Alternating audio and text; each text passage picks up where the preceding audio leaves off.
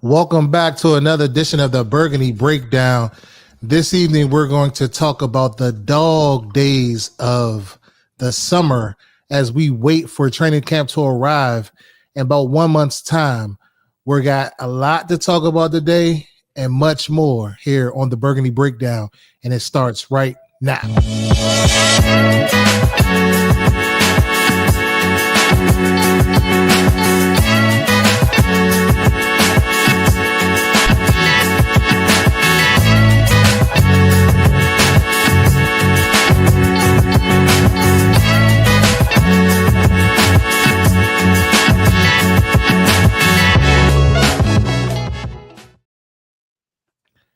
What's up, fellas? What's up, fellas? We're back for another edition of the Burgundy Breakdown on Wednesday. If you haven't already done so, anybody who's in this live, please like, share, subscribe at all of our channels at RedeZs, at Ballin' and Burgundy Podcast, and at Juan Gotti Talking Sports. Shout out to Juan for hitting 10K last week. What's up, fellas? How y'all doing? What's happening? Man, feeling good. Was that the new music or that's still the old music? That's still the old music. That's still the old music. Maybe it may be growing on me because I'm over here tuning to it as we was going. Yeah, the old music was kind of lit. I'm trying to figure out why we wanted to change it. I mean, all right. Yeah. I thought moved past this weeks ago. Jonky want to do votes. Pick another one. I gotta try something. New. Something, Jonathan. All right, we sticking what we got. Official. So with training camp just a month out, what are you guys hearing about as far as the rumors for Washington Commanders? Because I believe I saw something on Twitter earlier today saying that we could be in the market for an edge rusher, like as we get closer to camp. What are you guys thinking about that? And what other, things do you guys think is going to happen before we get into our show today? Yeah, man. So first things first, I hope everybody's staying cool because it's hot as hell outside. Make sure y'all stay hydrated, man, for real. But obviously, as you mentioned, these are the dog days of summer. This is probably what I would say the second worst time to be a football fan because what was that? Right after the Super Bowl, it's kind of trash. And then right here, this is probably the worst of it for real because it's just a long periodic time of nothing really to talk about. Especially hard for us content creators because we got to kind of just make up stuff. But for the Washington Commanders, we've got some slight news. As you mentioned, potential edge rusher addition. Apparently, we're going back to something that represents the old name in terms of the uniforms. And obviously, we have our own tier list of where we decide to rank each position group heading into the Washington Commanders 2025 season as we have made a significant upgrades at different positions. So I'm excited to hear about that tonight. But we can start it off with the edge rushing talk. Y'all know how I simply feel about it, and I'm standing on it. I personally haven't heard nothing about any new additions to the edge rushing room at this point. Is Jadeveon Clowney still out there? I believe so. Z's man, Von Miller still out there. And so, I mean, other than that, I haven't necessarily heard about us being involved in the edge rushing market. I still feel like we're going to rock with what we got him here. And Jacob Martin from Mandatory Minis was looking spry. Frankie Luvu's working hand in hand with Ryan Kerrigan. So, as I mentioned countless times on the show, I expect him to take an even bigger role in terms of a pass rusher with Jordan McGee hopefully being healthy. And he can kind of take that Frankie Luvu stand-up linebacker role. He's really good at getting the quarterback. That's my man, bro. I'm ready for him to break out. But, yeah, that's all I really got for the edge rushing department, man. Right. Yeah, I mean, I think a few episodes ago, I was saying that, as a part of me still hopes and holding on to the fact of potentially getting Trey. We haven't really heard any more talks about that. So that is what it is. In reference to potentially signing another guy, I'm always open to it. The more competition, the better. I think that, getting some real competition in here would definitely help push a lot of the guys. We still have youth, young guys that we can develop, i.e. the Baptiste, i.e. It's another edge we got this young. But we'll see. You know, I'm on a record of advocating for Von Miller. I'm on a record of saying I'm okay with bringing in Clowney, just for a look. You know what I mean? But something. I mean, at this point, like we said, Joe Witt came out a few weeks ago, almost a month now, and pretty much spoke on the, you know, by committee thing. And that's what it seems like that they're rolling with. So we'll see, and you know, we'll see how it happens. But like Reed mentioned, it's the dog days.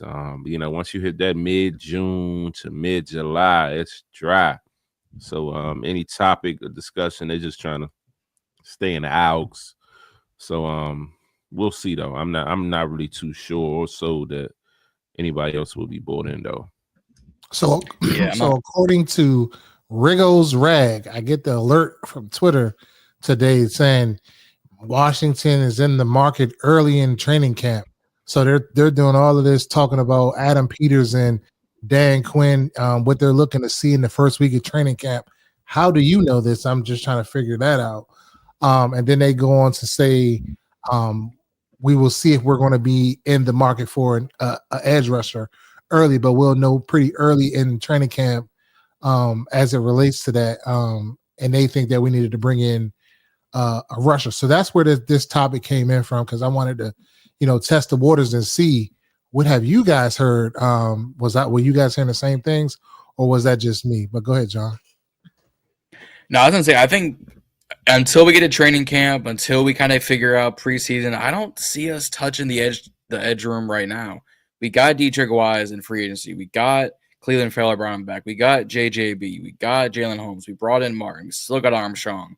We got Louvu who can rush. We got Wagner who can rush. We got Madrano and McGee, two young guys who got to develop, but they can rush. Expect Javon Kinlaw to be somewhere on the outside because we got defensive tackle depth with Payne, with Day, with Davis, with Newton. I've been out since end of draft. First we get after draft. If we were going to trade for an edge rusher, we could you know, kick the tires on Davian Clowney, kick the tires on old man Von Miller, kick the tires on the red sleeve, not so much of an assassin anymore, Matt Judon. But I just don't see us really going into that department until we hit training camp or even week 1, week 2 of preseason. I don't see. I count one already, you guys. I'm just letting you know. I count one. You see how he threw that in there real slick. It's natural. If you're not listening, you ain't gonna hear it because it just comes off. It's like it's a part of his vocabulary. Sneaky bars. But that's why we love John though, man. He's always gonna bring the jokes. But no, all seriousness, in my opinion, I think I've kind of came to this conclusion. And if it doesn't happen, I'm not gonna be disappointed. But considering the fact, Cincinnati, man, their situation is so like insane. How mismanaged they are. But like on one spectrum, they're mismanaged. On another spectrum, they're freaking Super Bowl contenders because Joe Burrow is somewhat keeping that organization afloat, kind of getting that Carson Palmer treat. But what I was hinting at was, I think we're going to be in a running for Trey Hendrickson at the trade deadline. I think Washington's going to, because I see him holding out. They haven't even got a contract at the with Shamar Stewart, who may be re-entering the draft at some point. Ain't that crazy? Ain't that insane? What about Stewart? I mean, if they can't come to an agreement, can they trade him? No, he's going to re-enter the draft. 2020, he's going to go back. So he would have to. I don't think I've ever experienced that. Never. Now, the only other thing that could do with Shamar Stewart is like the CFL, the UFL. Like those outside leagues, they can sort of have tender rights on players. Like the Toronto Argonauts had tender rights on Shedeur Sanders if he didn't sign with Cleveland. Obviously, Shedeur signed with Cleveland because he's not, big dummy. But if Shamar was like, man, I don't want to set out this whole year, got to go through the process again, sit with these same bum-ass GMs and do this process, he could probably go to the CFL, make $150,000, $200K, put eyes on him, and then come back and be like, hey, I'm still healthy. I'm still here. But if he re-enters into this next year's draft with TJ Parker, with Mateo Ungalale, with guys like that, I don't know if he's a first round. I don't know if he's a first round pick Already, he again. got his mocks ready. Got his mocks John, do ready. you even care about the season that's coming up? Of course I do. Would be here if we were. If I wasn't. Yeah. Mock gonna be. I mean, Mock. John gonna be on Mock 5.0 by week 1. Facts. I told you, facts. But no, back to kind of what I was pointing at. Like they don't even have like their contract with their rookie. So I don't even think Trey Hendrickson's going to end up getting it. I think he's going to hold out. And I think we're going to be in a running for trading for him at the deadline. That's my hot take heading into the season. I don't think it's like burning hot take, but I think it's something that we can all see. But at the same time, it's like he's 30 plus years old. He's been sitting out, just hypothetically, been sitting out the whole year. Would you willing to be given like taking a chance with him at that point of the season after he's been cold? Me personally, yes, why not? Because I expect us to be a playoff team at that time, competing for the division, and I think we'll be at a position where it's like the defense is one true piece away from really turning up a notch, and he could be that missing piece. So that's kind of in the future in terms of what I see us doing right now, or this year, I should say, at the edge rush position. If we don't even do that, I think we'll be fine, or at least stay where we're at, because it's not really slim pickings when it comes to adding more to the edge rushing department. Anybody else? We good on that one? I think we good. So there has been news about an alternate jersey for us, and they're saying that it's going to look per Kevin Sheehan from 980. He's saying he got it on good authority that they're looking to go back to jerseys of the past and bring that back in. Now, he doesn't know what the logo on the helmet is going to be. He assumes it's going to continue to be the W that we have here. But he's saying that the color schematics would be the same. So, like, what are you guys' thoughts about that? And I'll just start with my thoughts. Who cares? Why is this continuously keep being a thing? Why do we care about the old uniforms? And if I'm just being honest, they're going to hate me for this one. The old uniforms wasn't all of that. It was not. They were cool. Now, that year when we were supposed to get them all yellow color rush uniforms with Trent Williams had them on and all of those stuff came out, like, those were fire. But like our regular like uniforms weren't like nothing to write home about to say, oh, these are fire compared to, because I remember me and Z had conversations years ago about like why, because Reed's always a why guy, like why we can't do this. Like when other teams do certain things and they move a certain way, I'm always been a guy of, well, why can't we do that? Like we can't, do this and do that. The stuff we see on social media and things of that nature. Like they didn't think about that. Like I'm a big guy on that, but I don't care about this jersey situation. Who cares? People, we are the Washington Commanders. I get it. I'm not disrespecting our history or our lineage. It is what it is, but we're not going back to that. So we just got to let that hurt go. Let it go and move on. And just embrace what we're doing now. New regime, new quarterback, new era, new everything. Just embrace it. Stop looking to go back to what we once had, because over the last 30 years, we haven't had much, if I'm just being honest.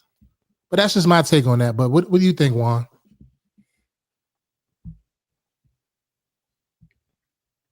Yeah, so I mean, yeah, I think you saying much is putting it lightly. We haven't had nothing over the last 30 years, if you want to just be quite frank about it. And I mean, I love the old uniforms. I mean, that's what we know, right? Because that's what we grew up on. But at the same time, it's like, for me, if you can't just you can't, oh, it's just feed me half. Like if I can't have it all, I don't want it at all. I don't want no resemblance of Redskins. This, if I can't get what John has on his hat right there, or if I can't get the full name back, like it's I get you want to not forget the past, but at the same time, as Reedy alluded to, we ain't do nothing to really have us still dreaming or thinking about, man, wishing we were in the past. But nothing but Dan Snyder issues, Scott McCloughan, Bruce Allen.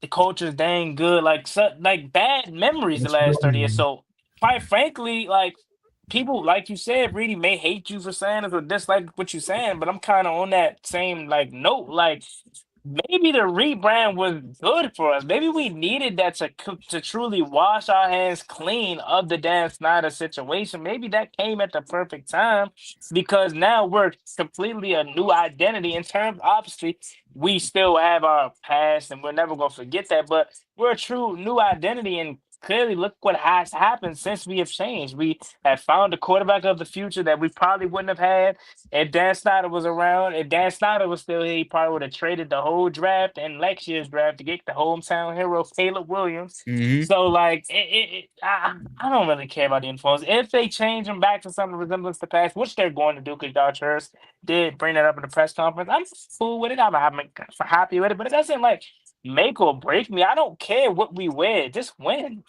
But if they do it, like I feel like they gotta size it more, like make it better. Like don't just, I don't know. I just don't want to see the same thing. Like the uniforms was cool, but it wasn't never like no, with me anyway, just like, oh, these uniforms are just absolutely fire. They hitting like some of these other teams. That's all I'm saying. Like, and we're rushing to go back to that. Like, we have to modernize it if we're going to do that. Like, put some pizzazz on it. You remember like when University of Oregon had all of them different uniforms. They had the metallic helmets, this, that, and the third. Like, you gotta size it for real to like put it over the top. You know what I mean? Like, if you want to go back and have the same colors, the actual, color codes or whatever, I'm cool with that. But you gotta make it better. Now, I do think with the current uniforms we have now, if they put the stripe back down, the pants, I think that'll set it off a little bit more. That's my only complaint with that. I mean, but we don't. What are you gonna put Major Tutty on the fucking helmet? We don't really have anything to put on the helmet. So, I mean, yeah, you can put stripes down the middle. Correct, you could do that. But the W, I mean, what else do we have? Like, I hate the black unis with the, like. I'm not a fan of those jerseys at all. I feel like they could be different. That Cleveland Furrow jersey, John. Okay. That's a Chase. Oh yeah, this is Chase Young. Mm-hmm. Oh, for sure. I'm putting the cardboard on the back. It says next. It says yeah. Next one up. But I mean, it is what it is. Like, and I don't know. That's just my take on it. But John, you got to stop. I mean, not John, Juan. You got to stop what you're doing. Bringing up Scott McCloughan in conversation isn't cool, really. That's that's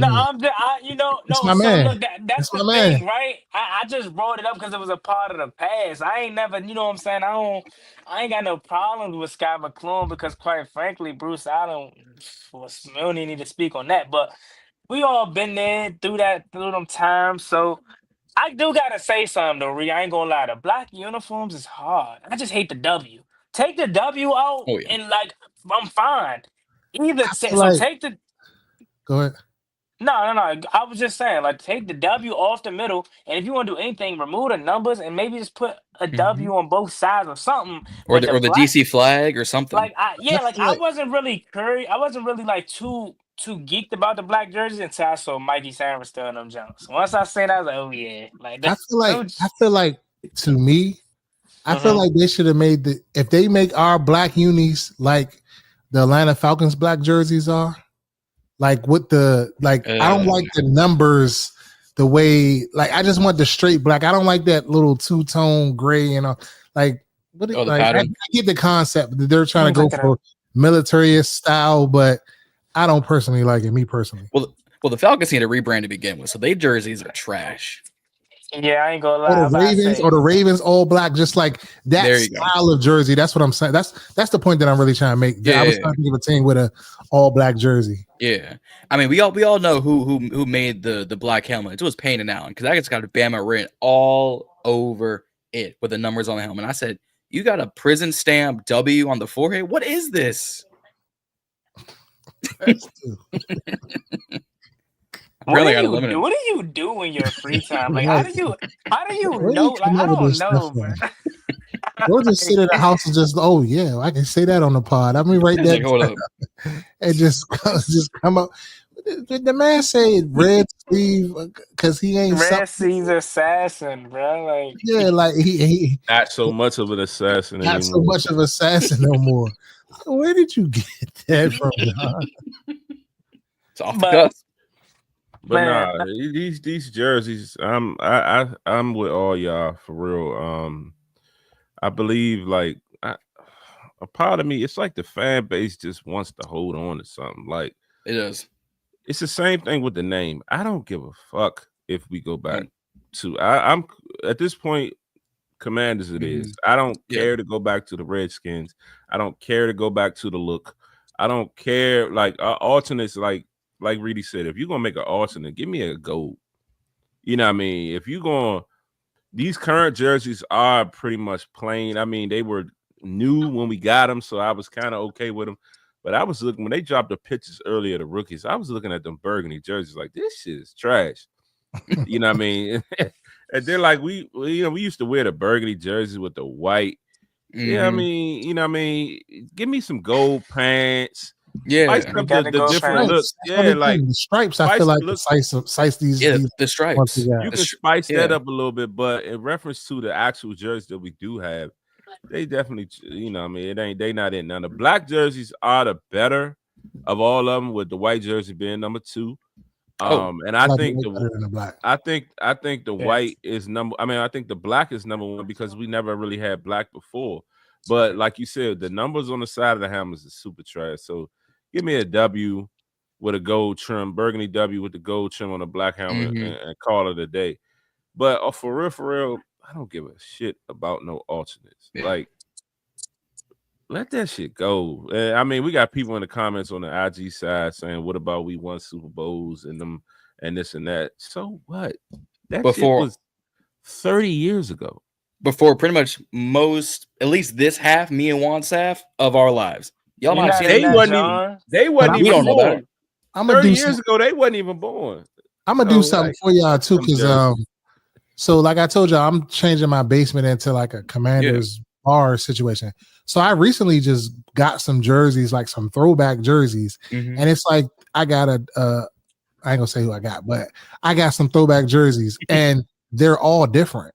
So I'm gonna show them. I'm gonna take some pictures and I'm gonna put them up here next time if we ever talk about this again. And I'm gonna like they're all different. And then even like if you go into the 90s, they're different. Then if you go into 2000s, they're a little bit different. So like the look has evolved. Like people don't even really know what look they want for real. If we being honest, They just want the Redskins, man. That's all they want. It's not coming back. What gotta let that go. What I want the most is I'll probably put it here so we can put it on screen if we want to. Is, and I said this, Chris has said it, Justin said it, Andrew said it. The 75th anniversary arrow on the sleeve, arrow on the helmet. You get that gray just stock face mask because everyone's got this. If they go back to those ugly ass burgundy uniforms with that arrow, I'm gonna be pissed. I will take that arrow over these current white uniforms because these current uniforms are trash. Nah, the white uniform, the best not trash. The white is the best. The white and then the burgundy, then the black. Oh no, black the burgundy better than the black. I like the burgundy better than the black. Before I they like that added digital look on that black. Before they added the gold pants this year, burgundy was third for me. It was always because I was like, man, when we first rebranded, I'm like, Cam Curl, number 31, white, that jump was fire. Then I like the black jumps too because Mikey really, and then when JD was in preseason and had the face mask, I was like, okay, we finally got somebody that could rock it. But the burgundy ones before they added the gold pants last year was horrible to me. Yes, before the gold pants, absolutely. This right here, I was just showing the picture of it. Let's be for real. When we were watching this live, nobody was like, "Oh my God, look at these unis!" Like nobody's like, "These Jones are fire." That was just normal to us. Like it was just normal, regular, you know? Yeah. So it's just because of the name and the ain't the Chargers, we ain't the Eagles, we ain't the Niners, we ain't the Seahawks, we ain't Tampa Bay. Those are some of the best uniforms and throwbacks in the league. The all burgundy was always fire to me, though. I ain't gonna lie. The all burgundy was fire. Yeah, something that I hate the white pants with the burgundy. That's just trash. Oh yeah, no. Hate that. This is trash. You talk what? Because like Reedy said, it's different variations. Are you talking about like the later years of the burgundy and white, like the Fabian Monroe and Kendall Fuller phase, like the All that shit. 2017? Because I I don't know, I mean, feel like the white with the gold stripe, gold and burgundy stripe look a little bit better. But all that combo is just trash. Give me all burgundy and gold, or white and burgundy, and then all I black. like the all white. I like the white pants with the old white jerseys. Mm-hmm. Yeah, the white on white. The white on white was cool. The white on white was cool. The snowsuit. because the football team version, remember Ron started to spam them white Jones. We wore that one time when we beat the Steelers, and they would just spam them, and it eventually lost its aura to me. Like it was, but remember, like what happened? Like, can we find that picture? Like, is that floating around the internet somewhere? That when Trent Williams, when they were supposed to do that color rush that year, they never came. I got it. Those was the fireest ones I've seen. Fire. That was on Madden 16, bro. I remember. Wait. You wanted these jerseys? The gold and gold. Yeah, the old gold and gold. Like that. Oh yeah. What? And I'm against these wholeheartedly. It had the burgundy stripe on it too. That looks sweet, dog. Now you say if I wanted McDonald's mustard, I would just go buy it. Nah, dog. You on your own with that one. Hot mustard. That's fine. I'll be on the island. That's fire, bro. You remember during the color rush times, the only teams we would see is the Dolphins and Jacksonville. Like the Dolphins was the only team that truly wore their color rush. Oh well, the Jaguars was trash too. I will always wait for us to wear them all yellows, and we never did. Teal was trash. I don't lie.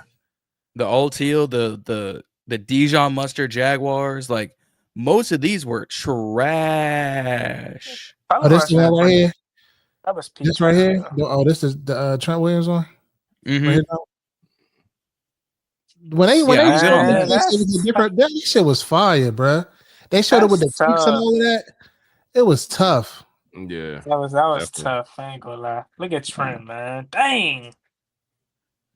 For me, it's so big. It feels like it's a practice jersey. Like it's literally just a number and color. There's no stripe. There's no design. Like this feels like Alabama again. This feels like a college jersey and not named Oregon. Well, at the time it was color rush, so it was like they was getting away from the stripes in the uniforms. That's before all of these teams had the plain white pants and stuff. Most teams had stripes going down their pants, so that's why they probably went with that concept without no stripe. Yeah, but like Seattle had a little bit of design. The Jets had design. If we look at this jersey, the only difference from our burgundy jersey at this time, and the only difference is a stripe missing from the pants. So if that was a burgundy jersey, it looks the exact same way. I'm looking at all the color rush jerseys. That's fire, boy. Look at that with that helmet. John, you tripping, John? I might be tripping. That's fine with me. I'm gonna drop the article in the chat. I can be on this island by myself. That's fine. I know how to hunt. The gold gloves too. Oh my god. Is that Josh Norman? That's what I was just about to say. That's Madden 16 right there. Look at J-No. That's when Madden was good, bro. Yeah, exactly. For EA ruined it all again. But no, we were the only one at that time, that color rush era, where we had nothing besides a number on the jersey and nothing on the pants. The only ones that went to this whole article. Pants right here. If you look at the bottom, like by the it's faint. Like that one looks like it, but the one with Trent, it's like one big mustard bottle. Yeah, the comments on the IG side, we ain't got to go back to anything, but I want them to do something to the uniforms. It's ugly. Our uniforms are basic. That all black is literally our best right now. Mm-hmm. We have them on. It's game time. Yeah. Hold on. Yeah, I said all this when with the red little black would be sick. I said this when these jerseys got leaked. The white ones look like if you took Arizona and Ohio State and put them with Nick Cannon, something just comes out. The new jerseys look like they are tennis of pearl. Oh my god. I'm on one tonight, but no, I'm just John, you had a shot or something, but you drink. No, straight at John 20. He's straight at you. You on your what's the name? Shit. Remember that was his whole gimmick back in the day. On my CM Punk. Yeah, CM Punk back in the day. That was his gimmick. Straight edge. He's had X's on it. Do he still do that? He still wrestles. He's 42 and breaking bones. Right. Yeah. Nah, I can be on this island by myself. That's fine. Yeah, man. As long as we don't got a bajillion uniforms like Oregon, I'm totally fine. I don't need the 5 new jerseys every season. We got a whole trophy case. Like all the Oregon jerseys have been fire, but they come out with so many jerseys. I'm like, who's running your department? Nick Cannon? Like y'all keep making new ones. Best jerseys. Phil Knight, owner, the CEO of Nike, went to the University of Oregon. That's why they keep getting all that. Who got the best jerseys in the NFL right now? Base jerseys or like alternate? All of them. I would say the Bengals. I got Chargers up there. I would say the Chargers. A good Charger powder blue. I'm thinking maybe Seahawks. That orange and black, that should be looking hitting. Oh, it'd be. Oh yeah. All orange on. That'd be fine. Minnesota's all white, kind of was like.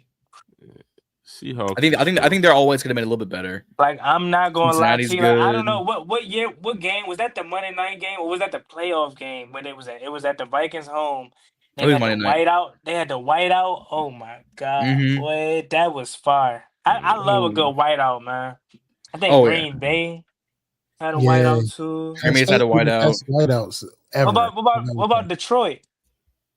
Detroit's got better. Detroit's got better when they're the refresh last year. The blacks. That's what I'm talking about. Those Motor City blacks. Those got better. Those got a lot better. I think those are the fire blacks we looking for. Like those are some good blacks. I'm not gonna lie. Baltimore because the way they debuted their new jerseys also made sense. Oh, we in Motor City, we in Ford Field. Oh, we doing muscle cars for these. It made sense. Ours were leaked and then rolled out saying, "Hey Dan, you want to press up these mannequins like Sean Taylor's statue? Just dress them up real quick." Well, I mean, I guess that's different though because it was a whole rebrand, so it was kind of like. But it was literally like, "Oh yeah, here you go, guys, ta-da!" Like there was nothing. Like they got leaked and then they were announced. There was nothing special. We knew about the Detroit and like they weren't leaked for anything. I think it'll be better. It'll be different this time. But that was kind of, I want to say it was rushed, but like it was kind of like already leaked at the time, and they already knew that prior to rolling it out. So he probably was like, why even make? But anyways, but I like Baltimore's old uniforms. This is just something about like their uniforms is cool, but it's just the cursive. I like it's just the lettering, the fonts. I never really got behind some about the old Baltimore like shield logo on the shoulder. I was like, that right there does it for me. I'm talking about like the old Jones, the Ray Lewis, like Young Jones, like those was fire, bro. I got you. And then like the ones that had when Trent Dilfer was a quarterback, probably so. Shit, I don't know. Todd Heap was the tight end. Todd Heap, Shannon Sharp. They had Jamal Lewis in the backfield. Yeah, show your age, shorty. Denver. Somebody said Denver uniforms is hard. Denver's got nice. The new orange. It was like the orange crush. Yeah, those. Those orange crush throwbacks. Yeah. You want to know who's had like surprisingly nice throwback alternate uniforms? And I hate to do this. The Colts. Dallas. They got that one jersey that was on the Giants. All Dallas uniforms. That all blue with the stars on them. That's been fire. Like what new Dallas uniforms? No, they're not new, but they're throwbacks. It's like the white helmet with the single blue star. White jersey with the blue shoulder. You talking about the Thanksgiving uniforms? That little giant shit. Get that shit out of here. You talking about the Thanksgiving ones? Might be. I'm gonna look at that. When they get all the stars on it, that one's fire to me. Anytime I see those, the only thing I think about is Miles Austin for some reason. And didn't they have some all gray ones before? Like the gray, like their pants colors. I can't. I hate their pants. I hate the pants. I'm not gonna lie. I'll be honest. I'll give them. For some reason, I might be in a minority with this, but they hate wearing them. But the navy blue and the silver. Oh, the That's silver kind of pants. tough. Yeah. The silver pants and the navy blue, yeah. but Cowboys players hate wearing them because I guess they be hot. But I'm talking about the week 2 Mhm. uniforms in 2019 when they came here, and you know what I'm saying. Terry scored that touchdown at the end of the game. We lost, but So you them saying? navy. Can you see this? You saying that jersey with the gray pants? Yeah, but why does it look different though? It look different when they be on the road. Like I'm talking about the Jones I they don't went on the know. road. Like on the road, it looks completely different. Mm-hmm. Well, they redid their silver pants because they used to be like a seafoam green, which I was like, if y'all don't get these bad out of ink printer pants out of this shop, and they redid them, I was like, thank you. Yeah, but we 35 minutes in per Reedy's request. Make it quick. Moving So along. Let's move it along. Let's keep it Z, moving. Moving it along. let's go ahead and talk about what I think is gonna be very interesting because we all gonna have a little bit slight probably preferences and answers. It's just Mhm. ranking the position groups on a tier Yep. list.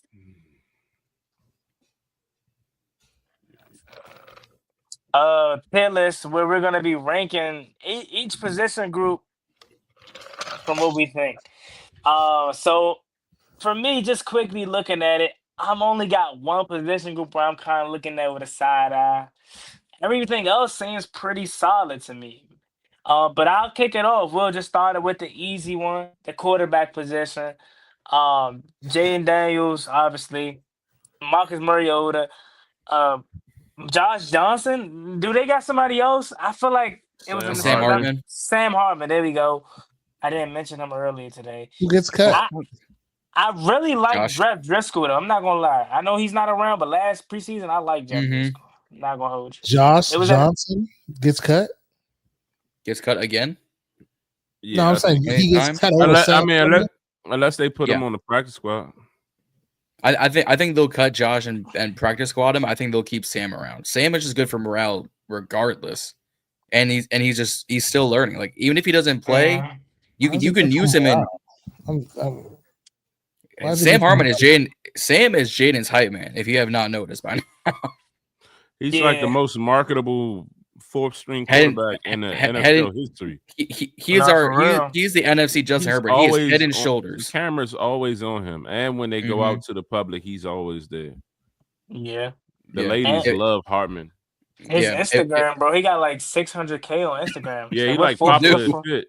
Yeah. Yeah, if like Justin And Herbert, when we was at camp, when I was at camp, like the fans was just glazing the hell out of Yeah. him. if Justin Herbert gets a head and shoulders deal, I guarantee you Sam Hartman next day gets like a L'Oreal hair deal. Like it's gonna be competition. so. I mean, I mean, I'll give the position group. I mean, like I ain't even trying to. Here we go, glaze or be Jaden Daniels, number one glazer, as they say. But like, because I like Marcus Mariota. I think he's serviceable. He showed us time, and he actually surprised me because before in the preseason, I said, Yeah, I "Oh said nah, what trade are him. we watching?" Yeah, like I'm like Trade this Jeff man. I Driscoll. said trade him. We need Driscoll. Driscoll was QB2 for me, but he came in twice and showed Had us, his and then wheels. obviously, yeah, and obviously see he what I be talking about? See what I be I don't talking even about? I don't even be catching the No, half no, of the no, no. time. See what I be talking about? What you have talking you about me? done for me lately? He talking about me. What have you done for me lately? That's what this league is about. What have you done for me lately? People just forgot and glaze over all that shit that Mariota did that was all trash. And now he's a solid backup. Facts. Everybody love the shit out of him. I mean, so was Jameis, though. He threw for 30 for 30, and now he's gonna be QB2 in New York. Man. Go ahead, Will. My Man, bad. I just had to say that. no, you good, you good. I mean, shit. I guess that's the nature of the NFL. I don't care if you go out there have a game, you throw 6 picks. Shit, Taylor Heineke was the true definition of that, in my Yeah. opinion. But yeah, the position group as a whole, I say A. I gotta see more out of Sam Hartman in the preseason to boost it up to maybe an A+ or anything like that. But since we just don't know what that quarterback 3 situation is, hopefully we never find out. But Yeah. A simply for me. I ain't even gotta elaborate further. Yep. It's simple. Hey. Yeah, I'm going to say quarterback is a B plus because outside of Jaden. That's what I was thinking too. Yeah, like God forbid, outside of Jaden, our offense, we got to. I mean, again, Mariota stepped in at times, but you got to game and a half. Because I remember, if Reedy knows, that I said we should have traded for Mariota 2 years prior, and then we got him. 2 years prior to when he got him. What you got for Mario? Bag of chips. It's always 2 years prior.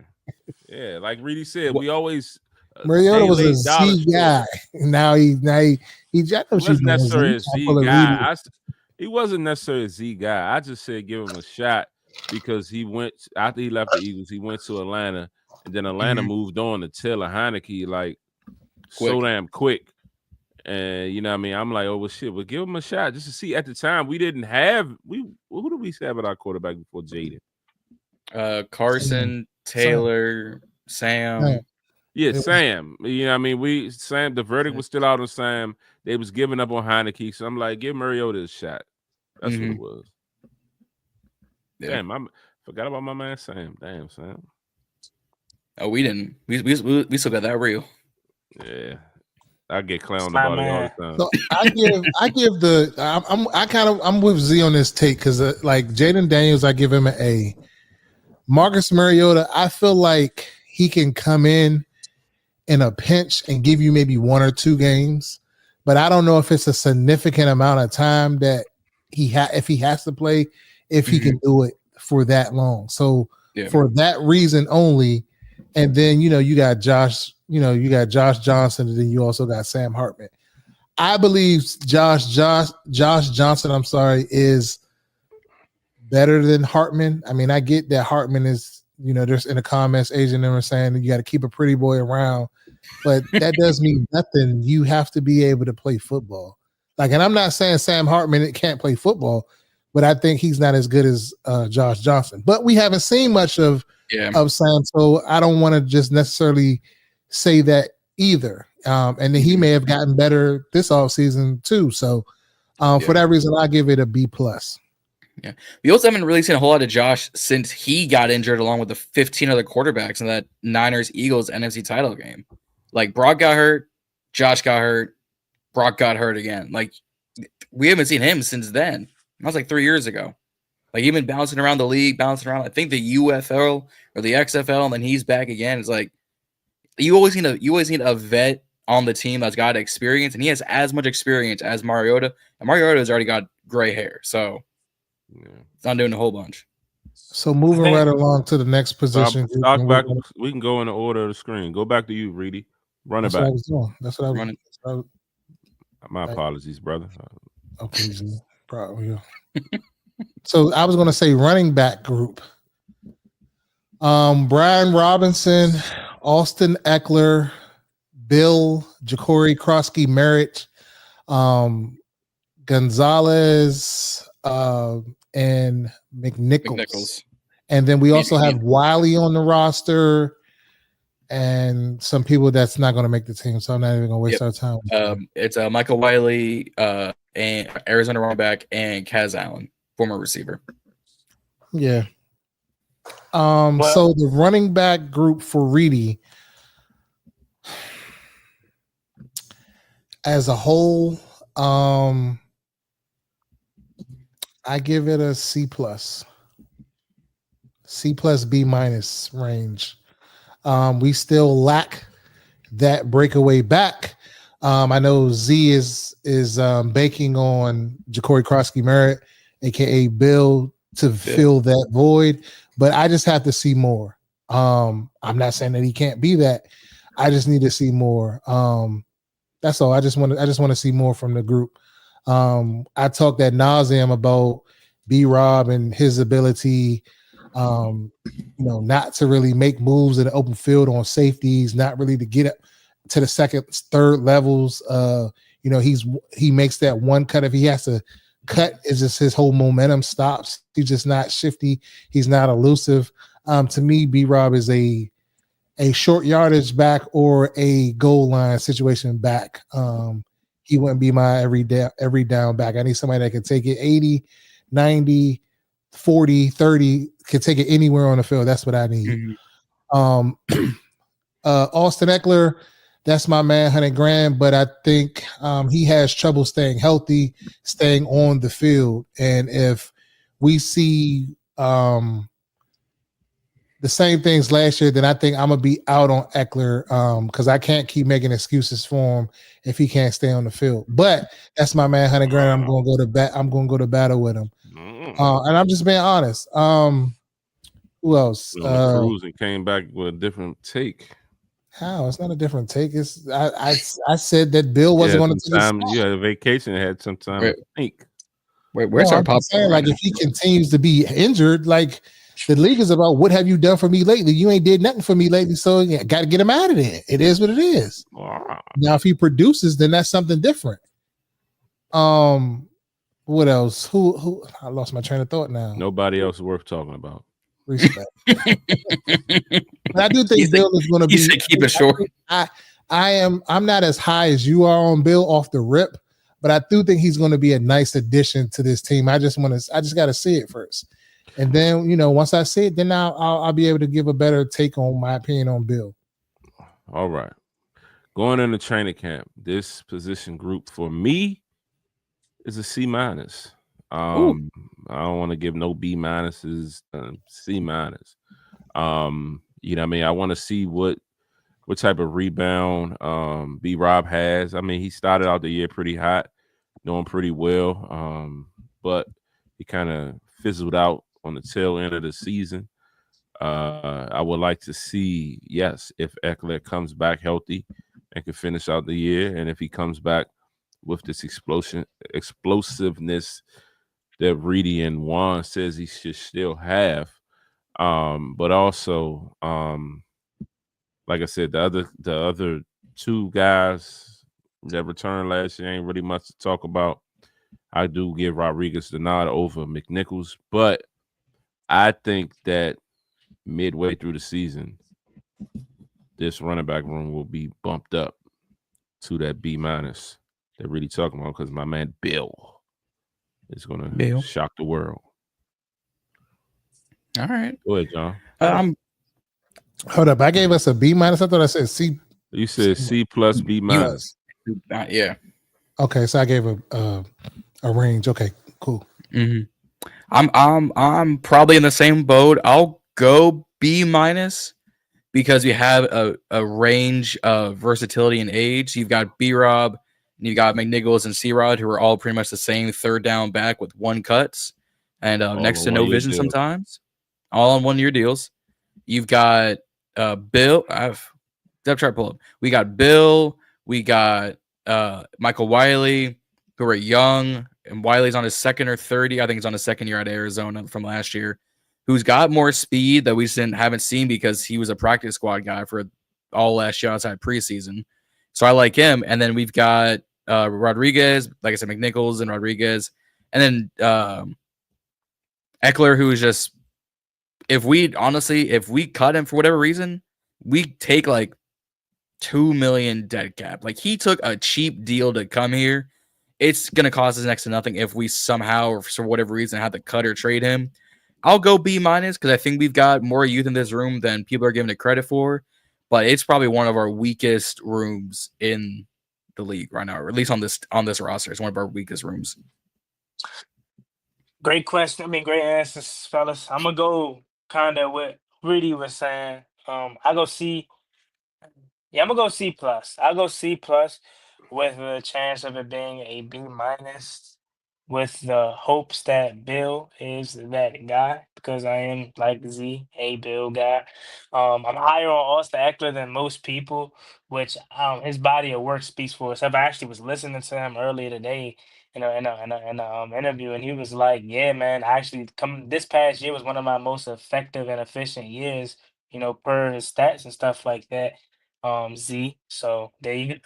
Nah, but that just goes back to what me and Reedy was trying to say last week. Like, I get he was hurt, but like when he was definitely like out there hooping when he was healthy and playing. So still, I'm higher on him for most people. and I think him being healthy is going to add a really good dynamic to this running back room. But if it wasn't for no Bill, I'll be honest with you, this room would probably Yeah, be a C. It wouldn't have no C upside minus. to it at all. I like Brian Robinson. I still think he's a serviceable back in his league, but it's like after week 8, he's not gonna be the same. Mhm. First quarter, he's a different back, bro. Like you look at him and he's like, okay, B Rob, this finally may be his breakout year, but then he starts to get banged up, bruising. Some of it don't even be his fault. That's just the nature of the running back position. Like you're running into contact, so you're bound to get hurt 9 times out of 10, and he just doesn't necessarily bounce back from injuries all that well, and it shows even when he plays. Mhm. But he doesn't have the best vision, he doesn't have the best speed, so he's kind of at a Nope. disadvantage. A little heavy. Uh, yeah, Chris Rodriguez. I mean, he cool, but he doesn't get his opportunities that early off into the season on a consistent basis. He'll get opportunities like week 13, week 14 due to Fourth injury. quarter. Yeah, so it ain't really much there for him. And then what, Michael Wiley, Kaz Allen. Yeah, So yeah. it's kind of like a C plus with the hopes of Bill being that bright spot that me and Z hopes he is. Is I'll touch on this real quick. B Rob is just like Najee Harris, just minus the hurdle button. The reason we look at Najee more because he hurdles motherfucker. B Rob don't be The hurdling. disrespect for Najee Najee's breaks crazy. tackle. Najee breaks. Does he though? He's Yes, slow he too. does. He got the caboose Najee, still. but look, the thing Najee though, breaks tackles. He Answer than gets, B Rob. yes, It's exactly. not by much. Najee not that slow, bro. Najee is slower than people. Like I You watched gonna the film you gonna but see what Najee does in LA in but LA. So Najee's on a I hoop. feel like a lot of people forget Najee is 1,000-yard back every single year of his career though. And I get it. yeah, The that's what I'm games are saying. there's more games now, so 1,000 yards is probably taking the less impact that it usually would back in the day. I get that, but Sure. Brian Robinson hasn't cracked 1,000 yards yet in his career. So Hmm. I mean, I guess that's the closest person you can compare him to. But nah, yeah, I'm with you. Like he got Omarion Hampton back there with him too. Like What that to duo say? is gonna be nasty in LA. Yeah. When we No, play them, oh yeah, I want Najee to be Oh, successful. well, Don't get me wrong. I we're want them wrong, to do fellas. good. We are wrong. What we wrong about? Sorry not to cut you off, John. Najee ran a 4.63. B Rob ran a 4.5. but on field, in game, speed is different than a 40 times. Well, for sure. Not gonna lie. Yeah, true. But, Adrenaline running, different Yeah. kind of. You know what I'm saying? So Yeah. But Najee's not breaking off. Like I don't remember Najee breaking off like an 80 yarder. But neither does B Rob. I think longest B Rob's longest is probably 40. That 40 he took last year. versus the Titans, right? Yeah, Alfred Morris took more took more the distance than B Rob. Yeah. What about B Rob's my man? Yeah, B Rob was Brady's right on the money. Was 40 yards, except it's against the against the Titans in December. What was Najee's? That was December. It was December that was right before the bye 2024. week. We had them That was black right- jerseys on. I remember we had them black jerseys on. Man, Yeah. that was That I was motherfucker- dead, bro. That running lane opened up like the fucking Red Sea. Okay, I was y'all are gonna laugh at me when I read this, but I just proved my point by saying he's just like Najee Harris. Najee's longest Najee run, does go 1,000. his longest run ever in the regular season, 37 yards. yeah, that's cool and all, but we wouldn't be Touchdowns complaining and the way we yards, would. total yards. We wouldn't be complaining as much as we would have been that we are now. How many touchdowns? Back What's his every year. touchdown stat? Moki GG on Instagram said he loved B Rob over Najee. We tripping. James Conner's better than B Rob. Like what? I'll take him over B Rob. Yeah. Najee last year 1,043 yards on 263 carries and 6 touchdowns. James Conner? They bought the same tier today. Today. Oh no, James Conner, Arizona. James Conner was killing us though in that game before it got out of hand. I like Conner. I had him in my fantasy. People, a lot of people, I think, forgot about his Pittsburgh tenure too, though. Like, yeah, he's been good on 2 different teams. Teams. And the fact that he's able to, what he had cancer coming into the league, and Yeah. the fact that he was able to create a really good career for him. So James Conner's definitely still good. And again, for Well, everybody he that's actually is, listening, and he can catch too. And yeah, mhm, for everyone that's listening, we like That's a good Brian point right Robinson. there. yeah, we like That's a B-Rob. really good point. Very good point. Rico Dowdle. Yeah. Oh yeah, Rico, the new Rob, what Panther. does he always come? What the most he got? Like 846 or something like that? 847, 846. Yeah. I Yeah. thought it was 750. I think it's a little higher than that. I think it's a little And not by much. Dallas is burnt for letting him go. I mean, I know they Yeah. got Blue and Yeah. Williams, but B-Rob is not a starter on any other team. He's a second or a third running back. Oh, actually, no. Z's absolutely right. The highest B-Rob yardage wise was this year 777. 187 carries for 799 yards. He hadn't even cracked 800 yards in his career, 800 rushing yards in his career. And granted, again, we are going to just say what it is. We get it. He faced We get adversity, it. missed some games. He's been hurt. For So sure. he probably would have had close to 800, 900 yards. But that's another point to why we need to add more. So your best ability is availability. That being said, Brian Robinson, he may not be no one starter on other teams, but he'll be a that's two. not saying that's not saying that he can't be involved in the offense or can't have any courage. Like think of him as a poor man's David Montgomery. David Montgomery like that, though. So I don't even know if I could compare. In Detroit, David Montgomery's be like careful. that, though. He was like that with Chicago too, though. People just ain't really pay attention to. What was that? Ty Montgomery. No, Ty Montgomery was Green Bay. Yeah, no, that was David. Gerard, what's up, bro? Long time, right? I feel like Ty Montgomery's that's a great pull right there. But yeah, man, I mean, yeah, that if it wasn't for Bill, man, and I get he's a 7th round pick, so a lot of people be like, why are y'all so hyped about a 7th round pick? If he didn't play all of last year. Had he played last season, he probably would have been a third, like fourth round pick. Yeah, so that's why we high on him, man. And we have nothing else to be high on. Yeah. If Bill had okay. No, what I was gonna say, I'm looking at Eric Green's comment. He said B-Rob's not that bad. He's our number one when he shouldn't be. He shouldn't be he should be a complimentary to another back. And that's very true because I was on the record saying this when we got B-Rob and they were talking about he was going to be the starter over Gibby at that point in time. I was like, hell no, B-Rob is not a starter in this league. But then everybody just started, you know how this fan base does. They have a couple runs, they see 2-3 highlights, and then they sold on him. Now he's the sledgehammer, he's this, he's that. B-Rob is better suited, and this is just my eye from what I see when he comes off the bench, or if somebody else is getting some burn and he gets in, B-Rob will get you 15 yards on that curry. Like, he's better to me that way than he is being in on every down. He can catch it out of the backfield, but he wouldn't be my number one option out of catching it out of the backfield. Just me in general.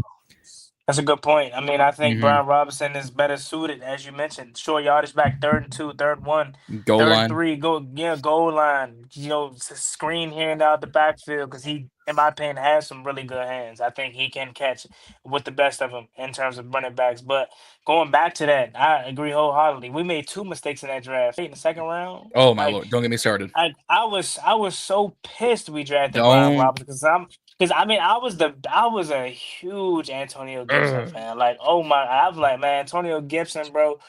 Like, and like another thing too, which a lot of people probably gonna clown me for, but I was a huge Jared Patterson fan. I just felt like they never gave him a true opportunity because he was 5'6". But me too. Every time he got an opportunity, he took full advantage of it. So looking back at that running back room, I'm like, J.D. McKissick still around. Like, I know he had the neck issue, but like he was tough. Like, so I just didn't really see the need for B-Rob. But now, like, that's a great comment by Eric, and I think that's how we all feel. It's like B-Rob is a number 2.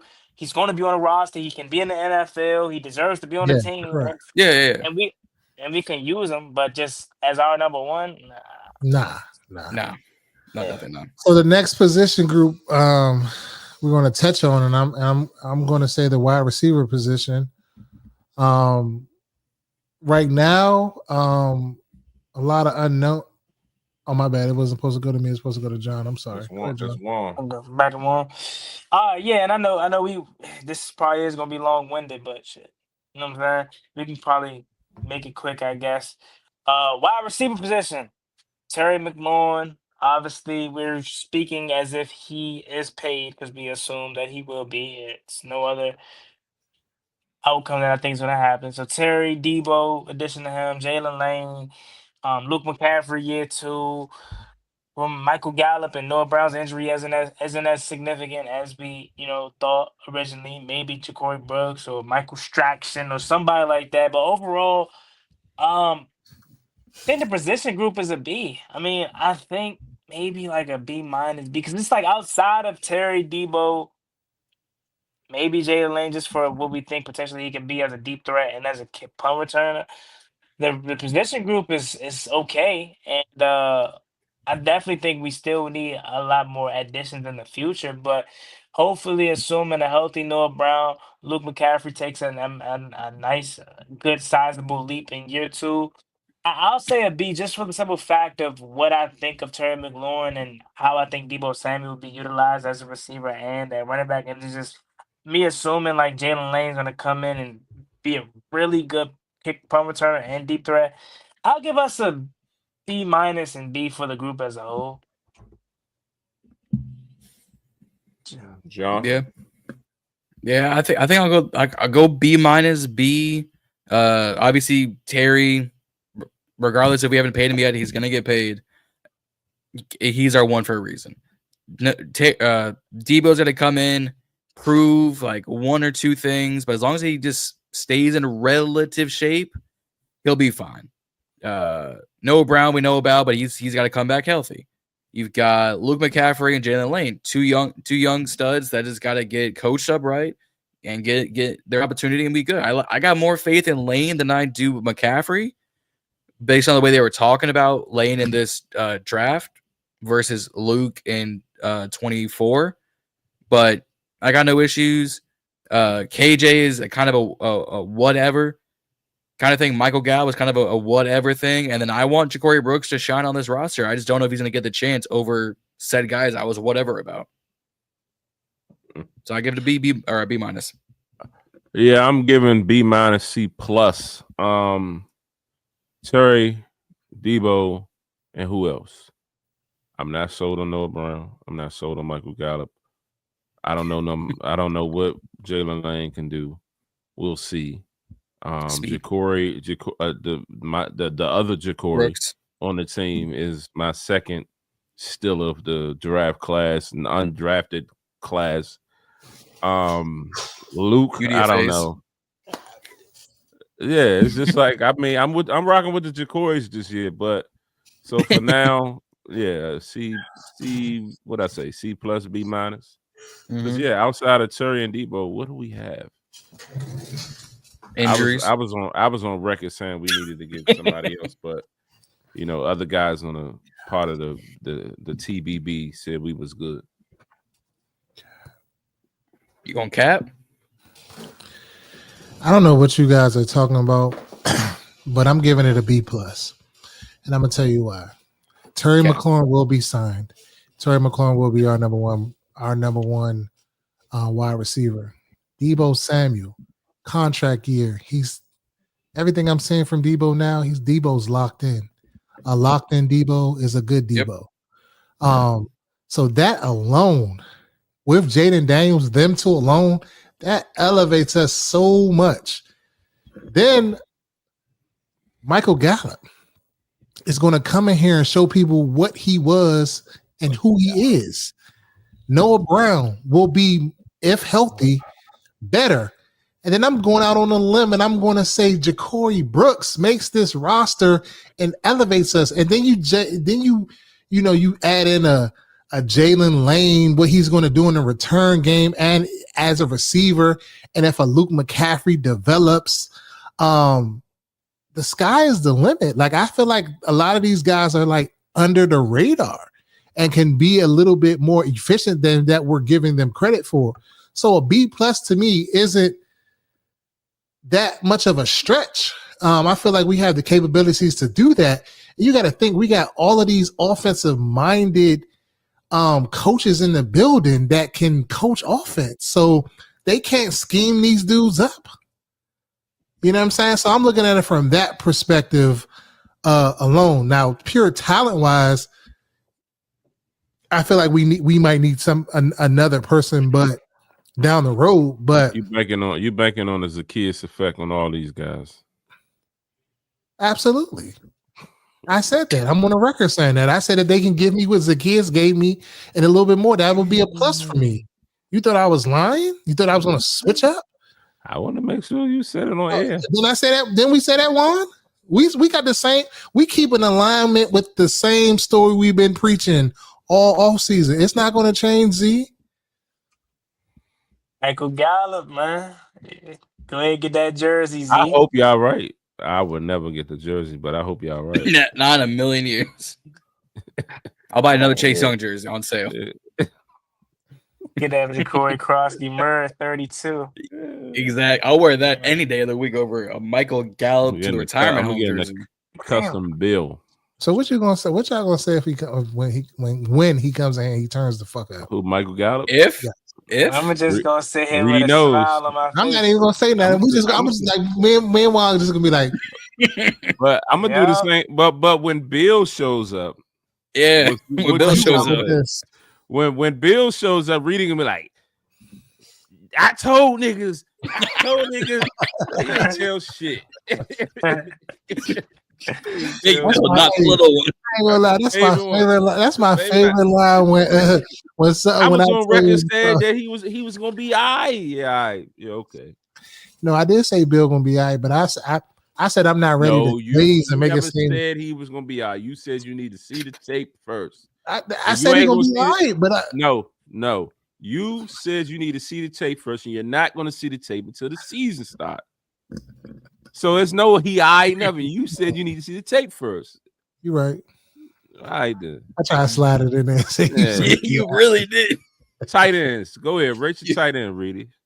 Tight ends. Costin Yankoff. Zach Ertz. Who else we got? Ben Sinnott. He went from death to start, not started to death. Who else we got? Who's other Cole Turner? I guess. Oh, Cole Turner. Cole Turner. Nope, he gone. On this roster. He's not on the roster. Ben Sinnott. Yeah. Ertz, Bates, Sinnott, Yankoff. Oh, John Bates. The $1 million man, the $1 million blocking tight end that got the bag for for doing a quarter of a tight end's job. I don't know. This is a tough one for me. I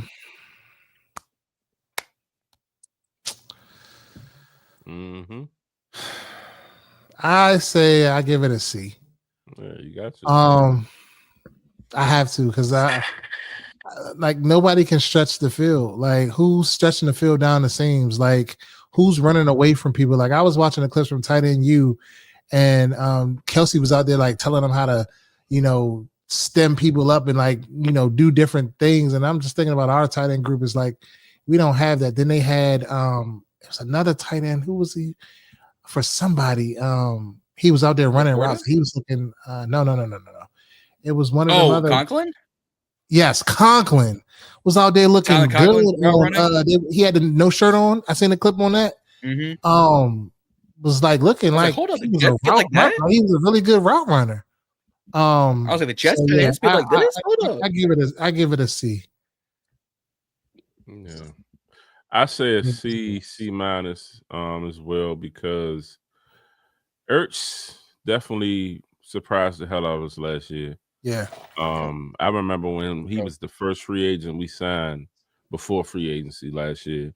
Mm-hmm. And everybody, I was just like, what the fuck are we gonna do with Ertz now?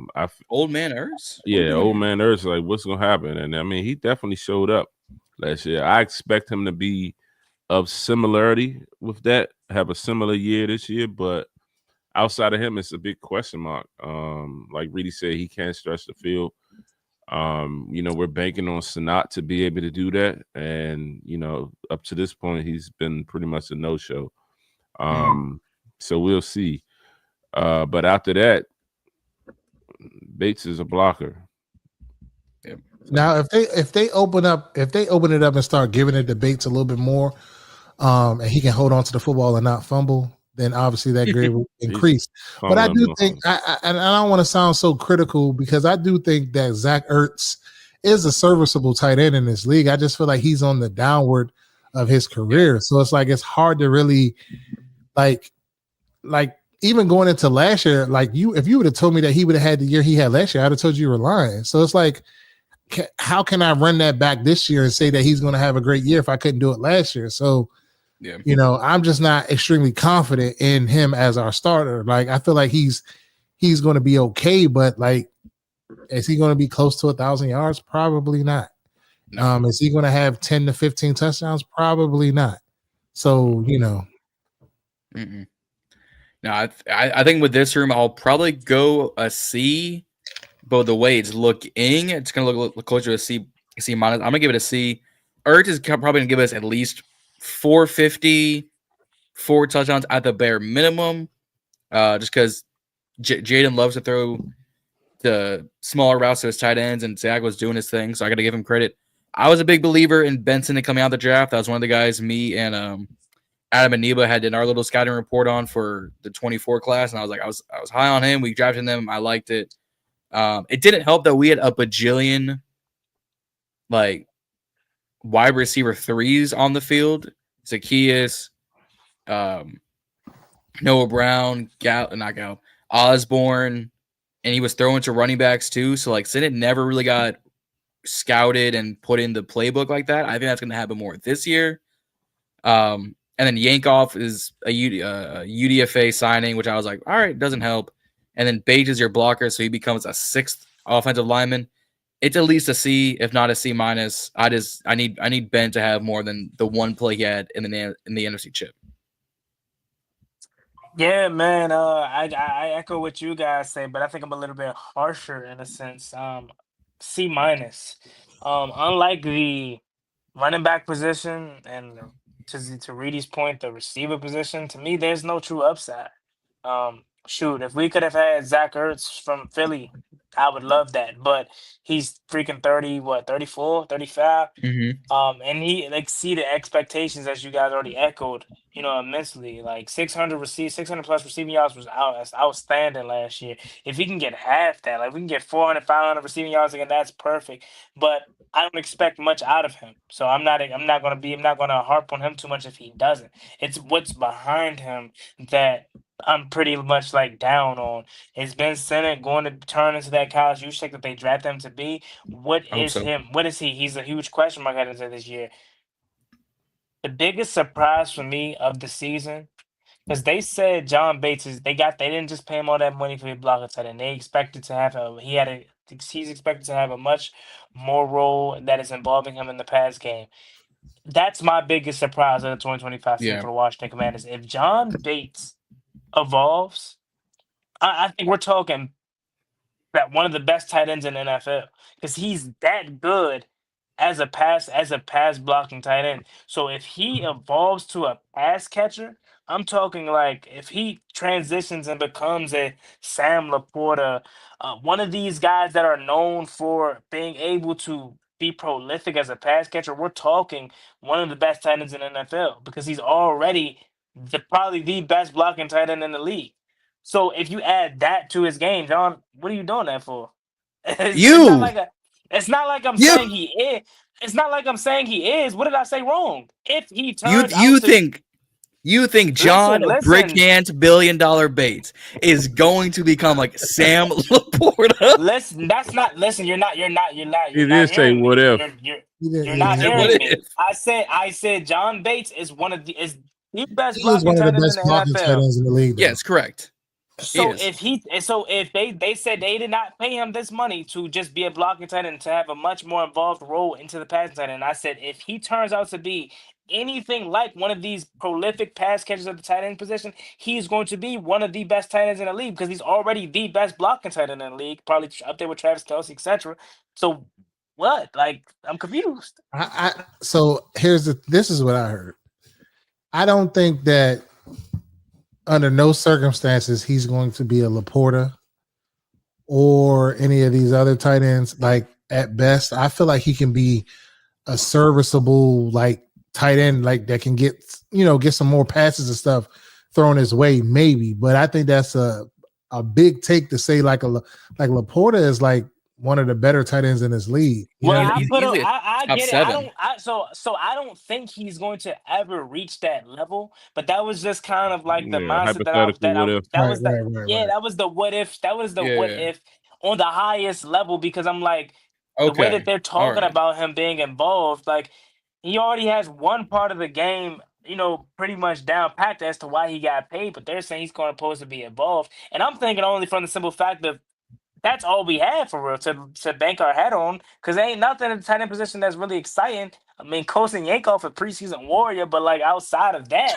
it ain't really nothing that gets me excited about this position. So yeah, C-, man, but I'm probably harsher on it than anybody on the panel for real, because I don't see no upside to the position group. Yeah, Bates is like our fullback. Hodag ain't wrong. He's basically our fullback. Just can't catch. I mean, Bates did come out of the backfield a little bit. Back to me. Offensive line. O-line. A+. I'm talking top 5 unit in the NFL. And then once I start to see other people that aren't Washington Commanders fans rank us inside the top 5, I'll say, I mean, not that I thought I was tripping to begin with, but to see other people say Washington as a top 5 unit kind of gave me the sense of comfort and reassurance that sometimes you need. I'm talking healthy. Sam Cosmi back in the lineup. You go out and you get two bookend tackles with Laramie Tunsil and Josh Carney Jr., Tyler Biadasz, or some of y'all call him Tyler Badass. He's a dog. And then left guard, Brandon Coleman, with the potential of him being really good. Even if he's not the starter, bro, we can go. He better be the starter. Don't name him. Don't name the other guy. Your A is going down to a B. Listen.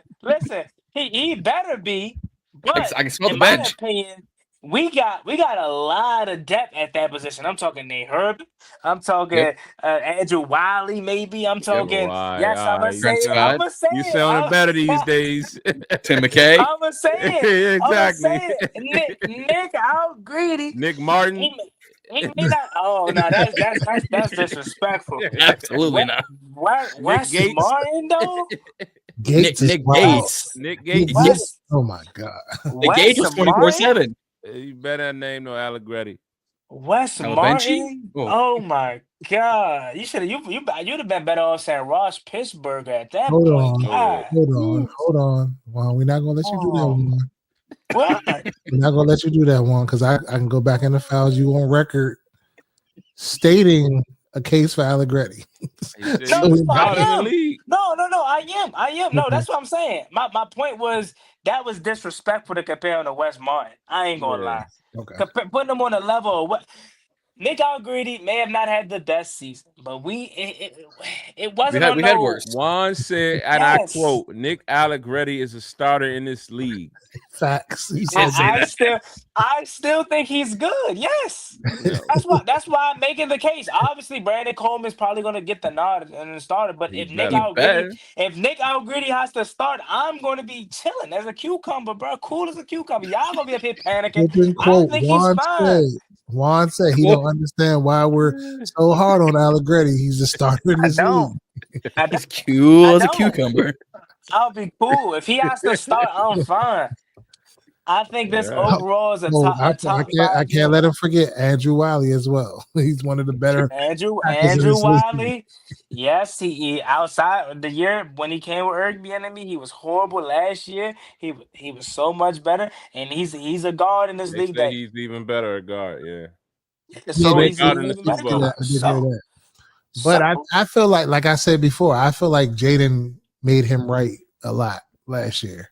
But he made everybody right. Michael Dieter literally hugged him and said, He "Thank you did. for making me right." You get me right. Like, hey, come on, bro. Like, Yeah, okay. man, the top 5 unit, regardless, starters. I will just go starters. 'Cause if we Now, go depth, I'm with you. I'm with you. We Okay, have the starters. Yes. yeah, go ahead, yeah. John. But no, What you even thinking, John? Not You to don't cut want you off. no, yeah, no, I'm good. I was gonna say, even if we go depth, I'm talking A plus plus. We got our depth is the best it's been in years. Like, facts. well, let's Facts. go, bro. Yeah. I think I'll go if fully healthy. I'll agree with Juan. Currently constructed, I give it an A minus. I need to see how this thing gels. I need to see if Coleman can produce as a guard at this level. Because I remember when I was live on IG for that third round, they said Brandon Coleman tackle. I said, this motherfucker was a guard at TCU. What you talking about tackle? He was a guard. So I got to see what he can do on the interior. I got to see what the I don't know if it's going to be Herbig, Benchy, McKay, whoever is taking the place for Cosme at right guard. Undrafted free agent, right? Yeah. Hold on. Whoever's taking He got One some second, guaranteed John. money. 1 second. I can't let this go because I'm afraid. You said you got to see what Coleman could do at guard. I thought you was the master of. Oh, I can see that. I can see that. I thought that was your shit. But go ahead. My bad. I gotta be wrong every once in a while. I gotta see how it all gels. But when fully healthy, everyone's on their A game. I'm with one top 5 unit in the league. Other teams are saying it. Other team fans are saying it. Currently constructed with Cosme out, with Biotish here and there. You got the injuries. I got to see what Coleman can do on the interior. I'll go A minus, but all in all, I'll give it an A. Benchy crazy. I'm going B. For now, and with their reevaluation, once we get to see what Mr. Connolly Jr. does, and get to see what Mr. Cosme brings back to the table. But Tunsil and Mr. Badass are just going to be electric. And I think Brandon Coleman is going to eat with how great the two guys beside him are. So I'm like I said, I'm started out as a B though. I'm gonna go B range. I'm gonna give it the B range between the B minus, B plus, and that range. For all of the factors that you guys have already mentioned. But I do like Juan's point when fully constructed, on paper, definitely looks like a top 5 unit in this league. From right to left with Connerly, Cosme, Biotish, Coleman, and Tunsil. Looks like they're going to be pretty damn good. But we don't know, they're saying Cosme is ahead of schedule on his recovery. So we don't know. But I'm not looking to see him until like the trade deadline. So I don't know. I don't know who they're going to plug and play. But as Juan alluded to before, our depth is insane. We have some of the best depth that we had in years, coming in. And I'm curious to see what Herbig can do because I'm hearing that he was a starter at one point in this league. He got injured. So I mean, everybody just immediately saying it's going to be Wiley or it's going to be somebody else at that right guard position. But shit, it might be him at that right guard position. Until a Cosme comes back from injury, things of that nature. It's just good competition all across the board for starting positions on his offensive line, which will help us compete with Philadelphia, the Cowboys, all of these other teams that are kind of big up front in the trenches that we're going to have to see. New York Giants with these outstanding defensive lines, etc. So for those reasons, I'll give it that range of a grade. I can't give it a B. I can't give it a B minus. I'm gonna just give it a range. It's gonna fall somewhere in between there. So I'm just trying to play it safe. All right.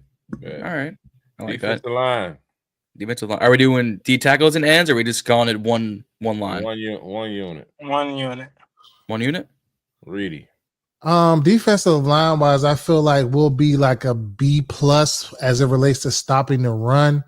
Pass rush wise, strictly defensive line, not no added help from linebackers or nickels or any of that. I'm not quite sure.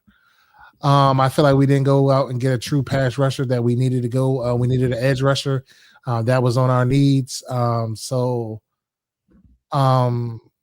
grade did I give it? I give it a grade yet? Not yet. Well, you said the stopping the run B.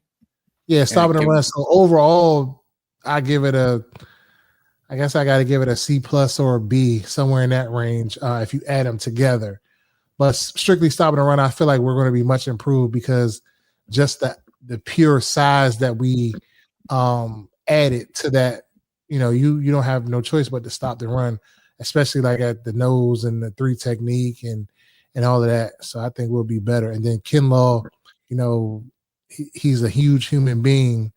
You can move him all over the place, wide 9, all 3 technique, 5, all up and down the line of scrimmage. So for that reason, I have to give it that, just because of strictly not having a true pass rusher.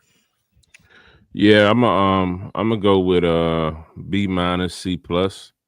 We got to see what this committee that they talking about, how they gonna pan out. I mean, we did bring in a few guys. I mean, we brought in Eddie Martin. We brought in, or no, Jacob Martin, Eddie Goldman. I keep saying Eddie Martin, Eddie Goldman, Jacob Martin, Dietrich Wise. Kinlaw. So this is like a lot of mid. I'm just keeping a buck. It's a lot of fucking mid. The only name that stands out to that is what's his name? Wise. That's the only name I've really heard. Dietrich Wise. And he had some pass rush ability when he was with the Patriots. But outside of that, like, you ain't never heard of Wise before? Hell no. That's I heard of Wise. No, I heard of Wise when he was with the Patriots. I've heard of yeah. No, I mean, I'm not much, but I mean, not much. Yeah, very, very slim. Yeah, so you might have heard of him because you played a game. That's why you heard of that. Maybe, but you know what I mean. So go ahead. I mean, so all in all, it's a wait and see game with that D line. You know what I mean. I was on record of course, wanting a guy in the draft, wanting to trade for Trey, even getting desperate and saying go get Vaughn. However, so I still think we don't have a true pass rusher. And I mean, they've actually been talking about with Louisville. They've been focusing on him really rushing the quarterback. Yeah. He's been working with Kerrigan, working on his pass rush skills.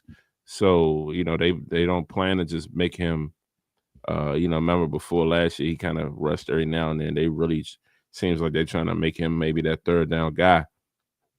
So we'll see. But I think all in all, yeah, I'm gonna stay in that B minus C plus range until the verdict comes out. Because I mean, I didn't mention the Cleveland Furrows and the Dorrance Armstrongs. JJB. They a little step over mid too. So it's a whole lot of mid in that room. Got like an 8-pack of mid. 8-pack of mid is what? Yeah, like you got 8 mid defensive linemen. Like, this is crazy. Buy one get one free on mid around here. Apparently, I'm telling you, mediocre. Mediocre is what my man called it. Mediocre. That ain't half bad. I might have to steal that. That ain't half bad. I'm going C plus. Like I've got my guys, and like I've been a little bit of a fan of Dietrich Wise. I knew what he did in New England. I've been higher on JJB, Javonte Jean-Baptiste, than other people, and we're all relatively high on Newton just because he came into the season injured, came into the draft injured, got injured in training camp. Like it was never healthy, never got on the field. It was injured. Oh, if he's on the field, cool. So with that being said, it's like a C plus C kind of thing. We might get margin. We're going to get better on the run. We did about the same, if not got worse on the rush. Like you said, mediocre, mid, C plus. I gave it like a 77% effectiveness. It's mid. Yeah, I'm gonna make it quick because outside of the additions that we had to the interior in terms of stopping the run and shutting down Saquon Barkley and all these guys, pass rush is still a big major current concern for me as well, outside of what I think Frankie Louvu can provide, and hopefully Jacob Martin and maybe Javonte Jean Baptiste. But other than that, and other than the interior additions of Javon Kinlaw and everyone else you already named, I'm not that high on this group, so I'm gonna just go ahead and see, make it quick, because I know, fellas, it's late.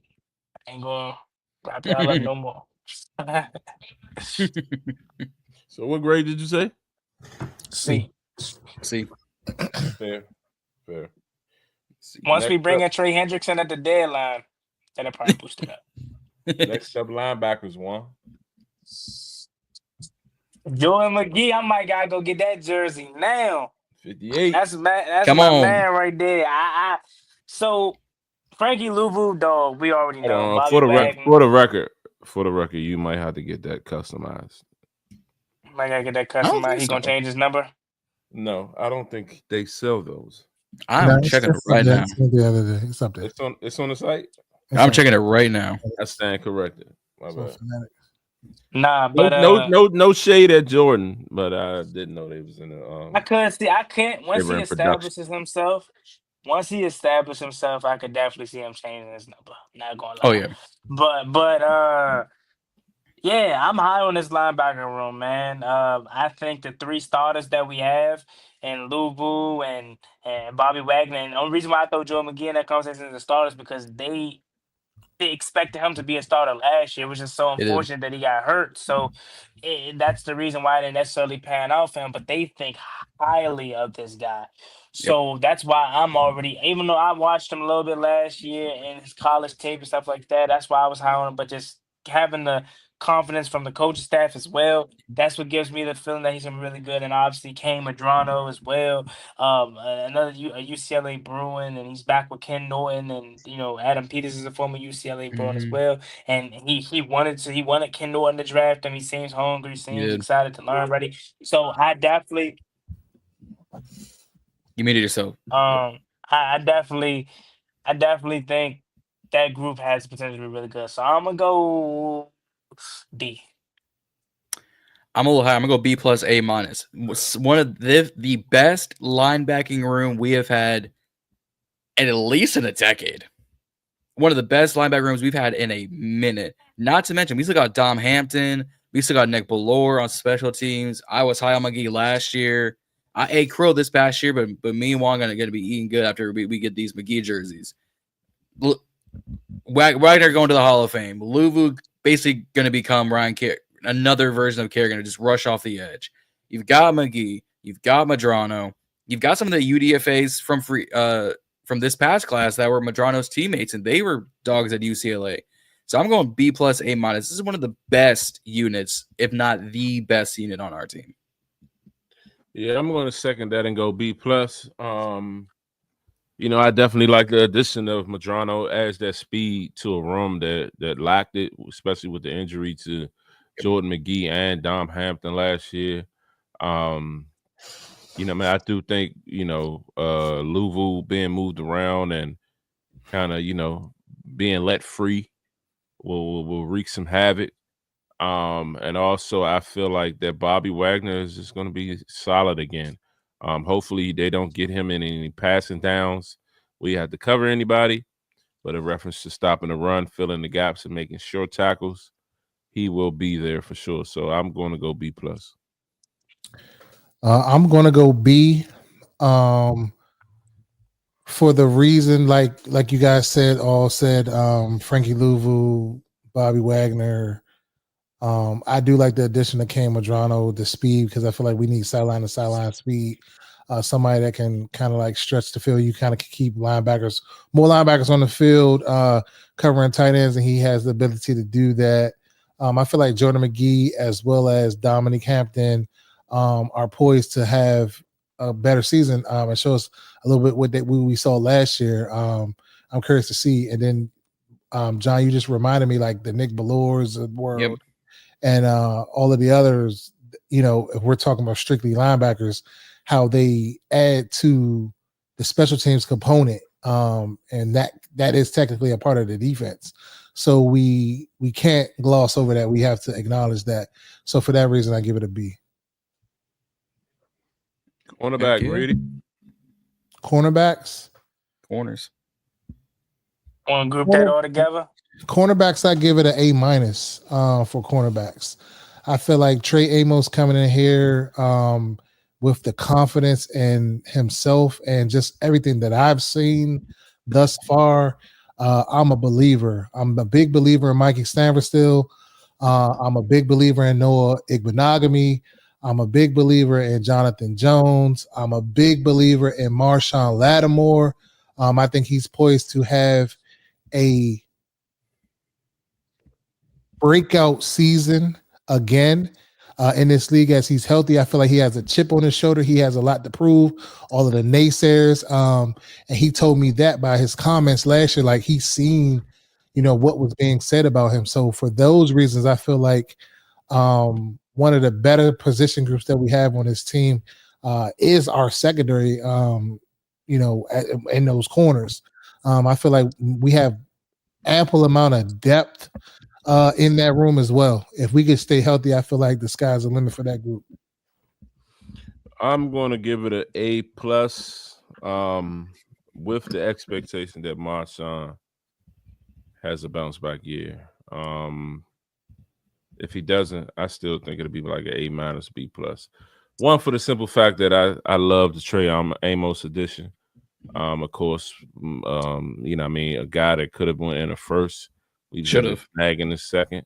That AP said if he was, what did he say? There was no. He said they would if Connerly wasn't there at 29, they would have drafted Trey Amos. So I truly believe him on that. Trey Amos they've had nothing but great things to say about him. I like his demeanor. I like his swag. I like his. It's his presence. It comes off like a cornerback one. Yeah, he just got that aura.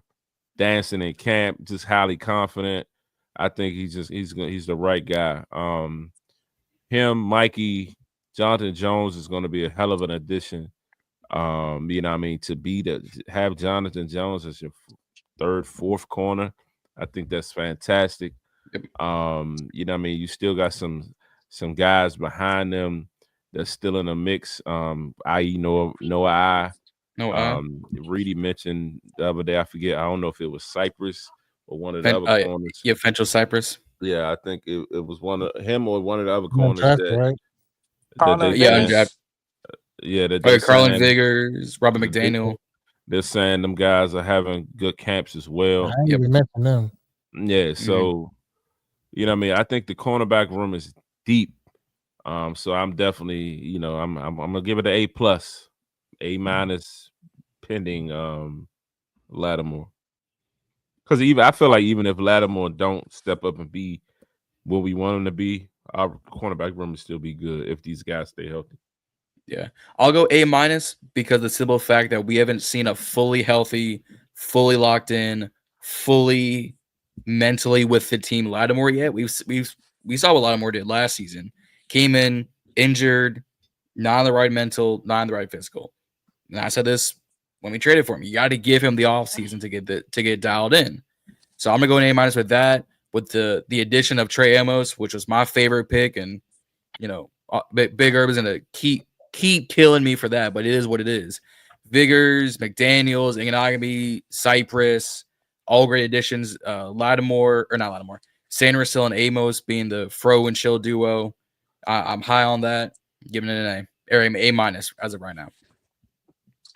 Yeah, so I kind of echo all y'all, man. I'm that high on the cornerback room as well. I think I know this is probably my second time saying it tonight. I said it with the offensive line unit, but I'm going to say it again with the cornerback unit. I think the Washington Commanders have an opportunity to be one of the few teams to have a elite cornerback trio. I know how I felt about Mikey coming in. I still am high on Marshawn Lattimore and think he'll get back to his old self. And Trey Amos, I think, worst case scenario, if Marshawn Lattimore doesn't pan out, Trey Amos is going to turn out to be that cornerback one that Emmanuel Forbes should have been, or somebody else that we spent the high capital on. So I definitely feel like the cornerback room.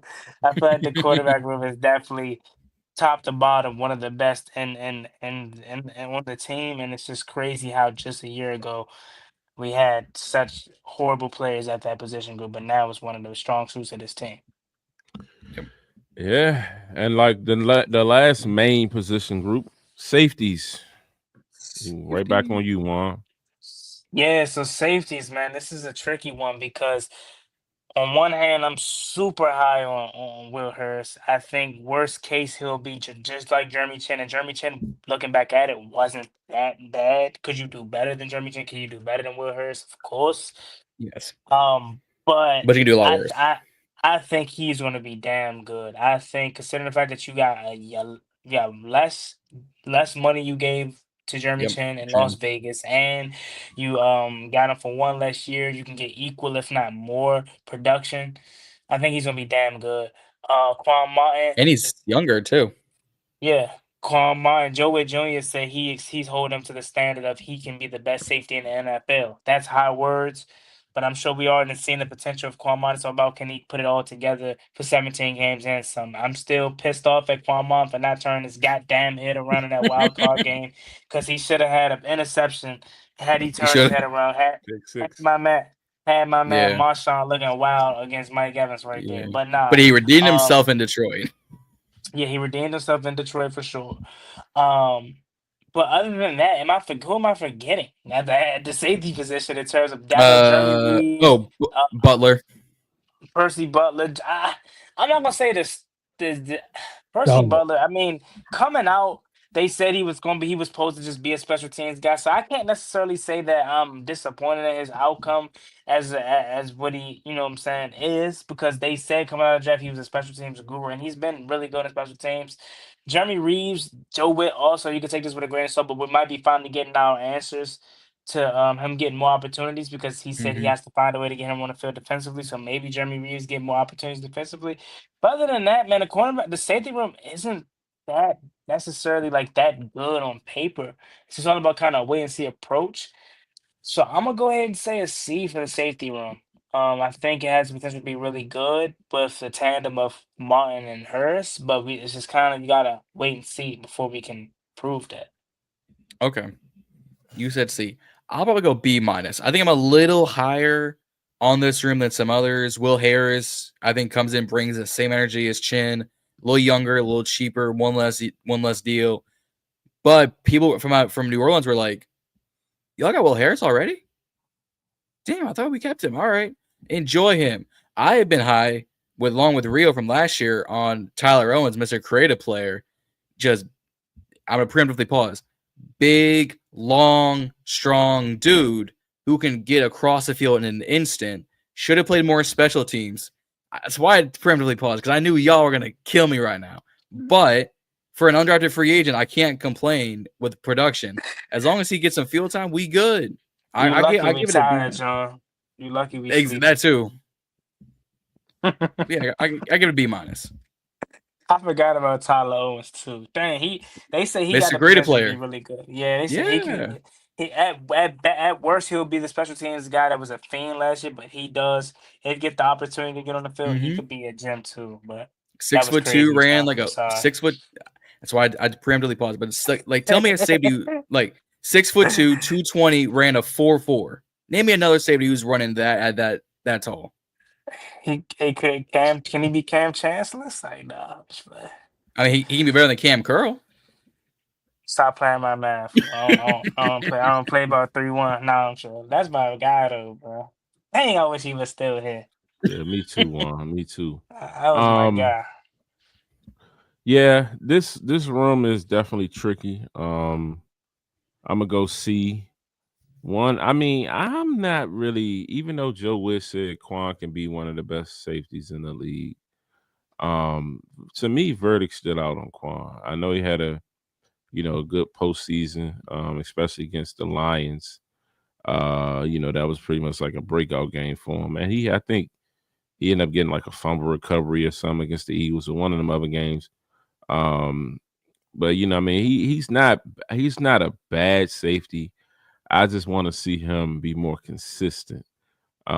So we'll see how this year pans out for him. I would love to see Tyler on step in and get more burn. What I mean, especially if he can even step down to be the Buffalo nickel, or if it's hers, however they want to play it. I mean, I know they mentioned Madrano could potentially hop in there and be a little safety here That'd and be there, insane. so that may help us as well. He's got But the speed for a safety. yeah. But the main three that I just named, Will Hurst, Tyler Owens, and Quan.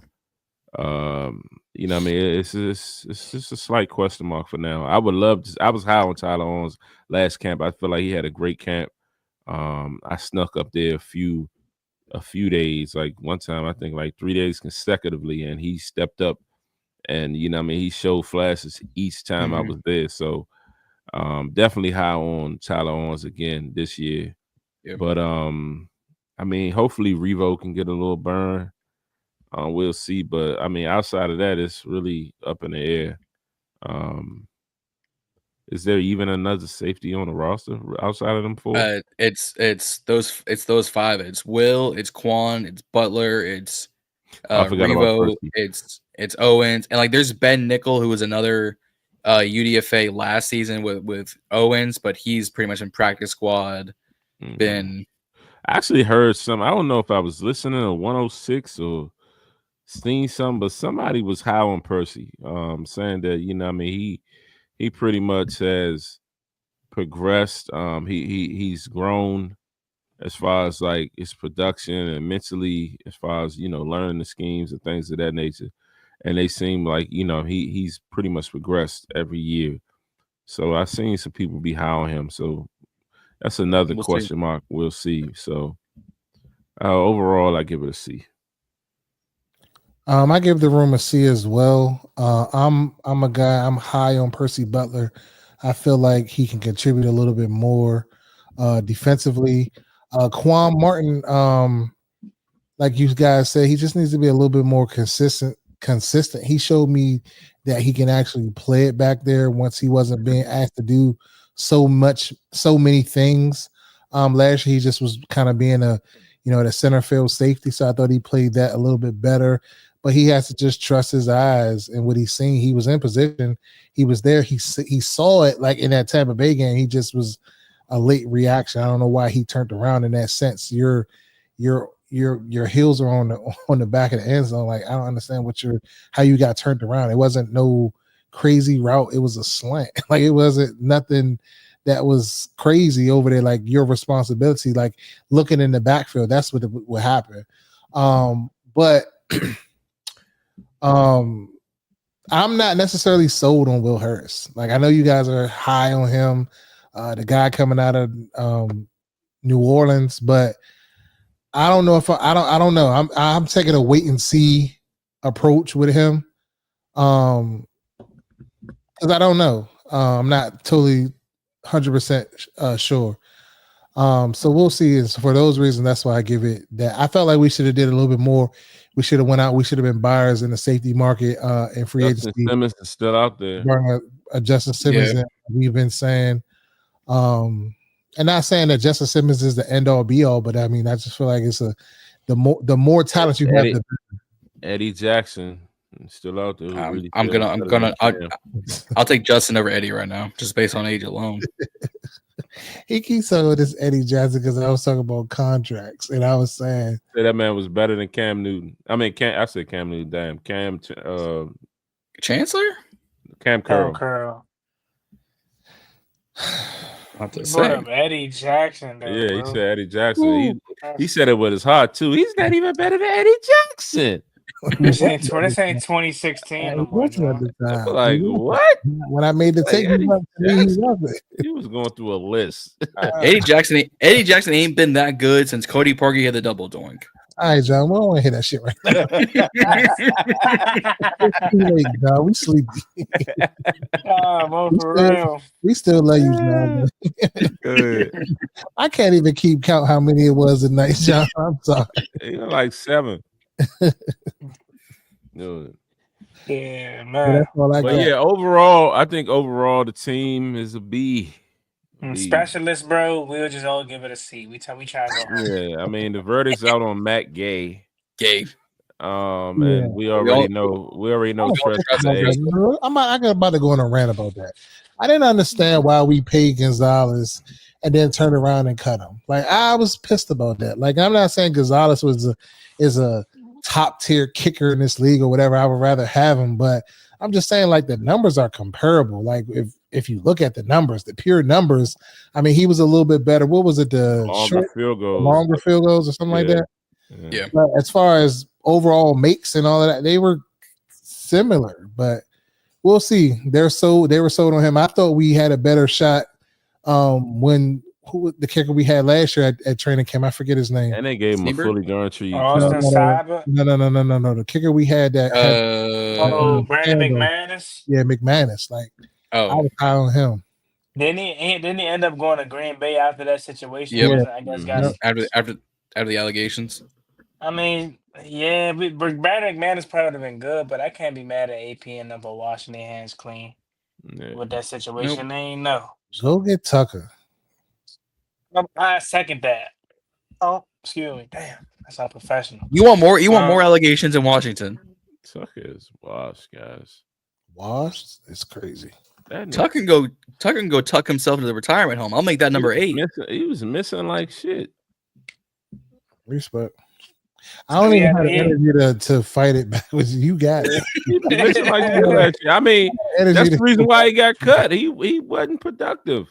Well, there's that. He got cut because of the allegations. I mean, we know that, but he also wasn't making. It was his worst year last year. Yeah, bro, that shit happens, bro. He can't. That's 1 year out of 15 years in the league. Come on, bro. Right. Well, it coincides. When it's not a Z guy, but I'm not gonna go on a rant right now. When it's not a Z guy, he has a short leash. He has a short leash. I don't have any kickers on my Z guys list. You need to take AZ off your list. You gotta be a segment. That gotta be a segment when we start the channel. These guys. These guys, yep. These guys, man. First episode with your Corey Krosky Murray. Boy, don't let Krosky turn the fuck up. We ain't never gonna hear the end of that shit. I swear. Hey, Juan, if he turn up, oh my God. If he turns up, I'm getting a white, burgundy, and black jersey. He's spending all the money. Man. You heard it. And it's crazy because he just sees Gibby in him. That's why. Hey. Just go get you Antonio Gibson jersey, bro. One thing about Z, once that motherfucker's off the team, I am not wearing the jersey. I was a big Jahan fan. I got rid of that jersey so goddamn fast. I feel you too. Giveaway bag. I was his man. Z knows my man. Family personally. Like Z had like the here we go. Han. I'll get you a signed Gibby jersey, $50 right now. Nope.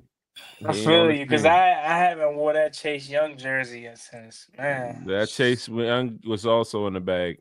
And I got the DeMatha Jones. I still ain't wear it. Throw that on away. Really was like, yeah, man, I should get a. You think I should get? I forgot who jersey he said. Somebody that was with us for like a year. I'm like, hell no. Fitzpatrick? It was one of them. Hell I forgot who was. John disrespectful. Who was it? It was somebody he trying to frame. I'm getting ready to get with it like a year. Try and frame. You said who? Give me a Debo jersey. If he went back to 19 and signed a contract extension, I wouldn't. Debo gotta get a contract extension. I might go pick me up a 12 jersey. That's how confident I am. He's gonna make this roster. 12 jersey. Hey, go ahead and put my order in. I'll send over that cash out. I'm gonna give me one to hang it up in Reedy Lounge. Mm-hmm. That shit gonna say Reedy on it. Not with number 12. It's good. You go at the front of it gonna be framed, but on the back it's gonna say Reedy. You gonna say, yeah, that's Gallup. As soon as Gallup trash, he gonna flip that bitch around. It's gonna say Reedy. Someone walks in. Who is Reedy? That's me. Yeah. Go ahead.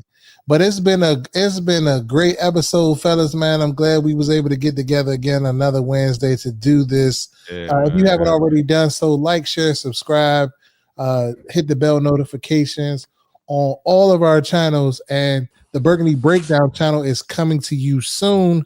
We'll be having that content, and everything will be going up on there. So you you need to, follow those pages, subscribe to those pages on Instagram, follow that page on Instagram, and then subscribe on YouTube.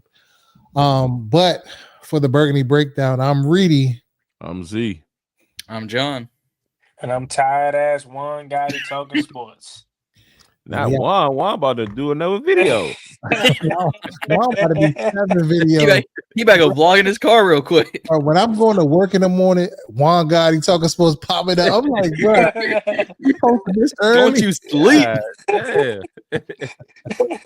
We out here, man. We out next week.